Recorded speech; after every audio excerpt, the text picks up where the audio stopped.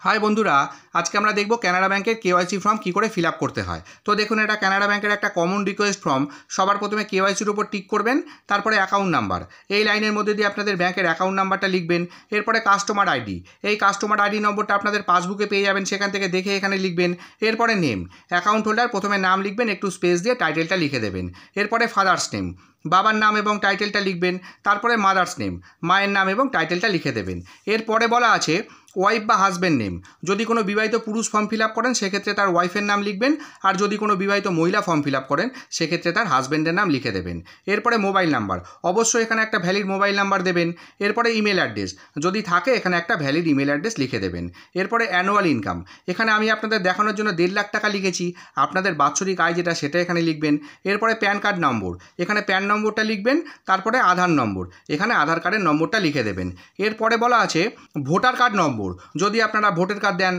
ताहले तार नम्बरटा एखाने लिखे देबेन। तारपरे आपनादेर कि धरनेर अ্যাকাউন্ট तार उपरे टिक करबेन, करे एकटा रिसेंट फटो एखाने पेस्ट करे देबेन। एरपरे बोलेছে कास्टमार सिगनेचार एखाने अ্যাকাউন্ট होल्डार एकटा साइन करे देबेन। एरपरे डेट जेदिनके आपनारा फर्मटा बैंके जमा करबेन सेदिनकाর डेटटा दिए देबेन। तो এইটুকু फर्म फिल आप करबेन, और एर साथे जे डकुमेंटगुलो देबेन सेई डकुमेंटेर जेरक्स करे तार मধ্যে सेल्फ अ্যাটাস্টেড करे এই फर्मेर साथे अ্যাটাচ करे जमा करे देबेन এবং অরিজিনালটা সাথে নিয়ে যাবেন। তো আশা করি এইটুকু করলে আপনাদের কাজ হয়ে যাবে। তো ভিডিওটা যদি ভালো লেগে থাকে তাহলে অবশ্যই একটা লাইক করবেন, শেয়ার করবেন, আর আমার চ্যানেলের সাথে থাকবেন। ধন্যবাদ।